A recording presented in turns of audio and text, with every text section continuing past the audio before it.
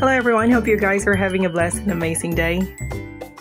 Nag-crave ako today ng choco butternut, so nag-decide ako magluto today. Tara, papakita ko sa inyo paano ko ginagawa ang aking choco butternut.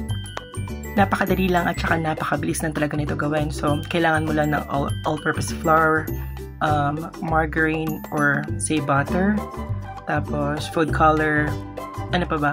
Confectionery sugar, ano pa? Nutmeg, pampasarap at pampalasa para mahabol talaga natin yung lasa, yung mga nabibili natin ng mga donuts sa labas. So, nagmelt lang ako ng butter dyan and then inihalo ko na yung food color.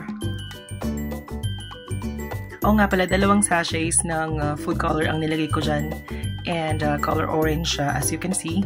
Now, i-mix well lang natin. Pag okay na, pwede na natin ihalo yung all-purpose flour natin. Para naman sa all-purpose flour, 2 cups yan. So, may measuring cup naman kasi ako. Tapos, kahit ano tatak, okay lang. Pare-parehas lang naman yan halos. And then, ihalo lang natin siyang maigi. Just like so. Since nahirapan na akong gamitin yung kutsara, nag-decide na akong gamitan ng kamay.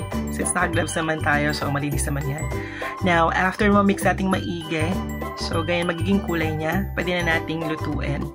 Now, sa pagluluto naman nito, dapat dahan-dahan lang yung apoy. I mean, mahina lang, sobrang alalay para hindi masunog.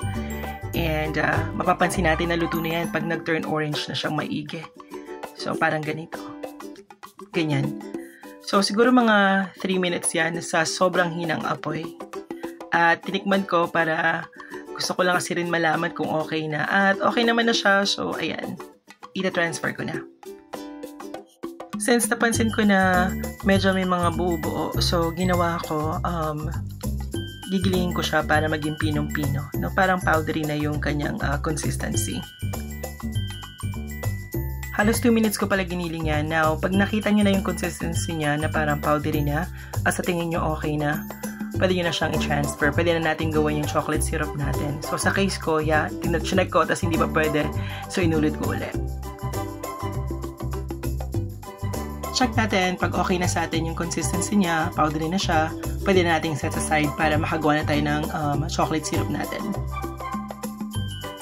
Now, para sa chocolate syrup natin, kakailanganin lang natin ng 1 cup ng confectionery sugar, 2 kutsara ng cocoa powder, and then kalahating cup ng hot milk.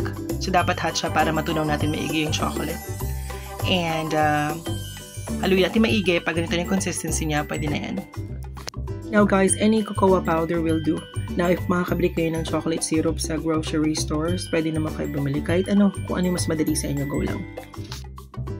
Hinanda ko na dyan yung chocolate bar kasi gagawin natin, bibilugin natin yan para hindi na tayo mag-bake, no? So, kahit anong tatak, pwede. So, hinati ko na sa gitna, binilog ko na parang ganyan. Napakabilis at napakadali lang. Pag natapos natin bilugin lahat yan, gagawin lang natin, ihanda lang natin lahat ng mga ingredients na ginawa natin. So, mag-start tayo dun sa powder. Nakalimutan ko yata guys sabihin na may nutmeg powder yan, no? Para mas masarap. So, lalagay lang natin yung chocolate ball dun sa ginawa nating chocolate syrup. Yan, ibabalot lang natin, i-coat lang natin siya dun sa powder na ginawa natin. Yung confectionery sugar, flour, tapos nutmeg powder. That's it. Ganun lang. Paulit-ulit lang hanggang matapos natin ang lahat. At after nyan, may enjoy nyo na yung napakasarap na choco butternut na nabibili natin sa labas. So, I hope may natutunan kayo sa ginawa ko today. And if you like my video, please don't forget to like, share, and subscribe. And also, don't forget to hit the notification bell para lagi kayong updated sa mga latest videos ko. Thank you so much and you guys have a great day. Bye!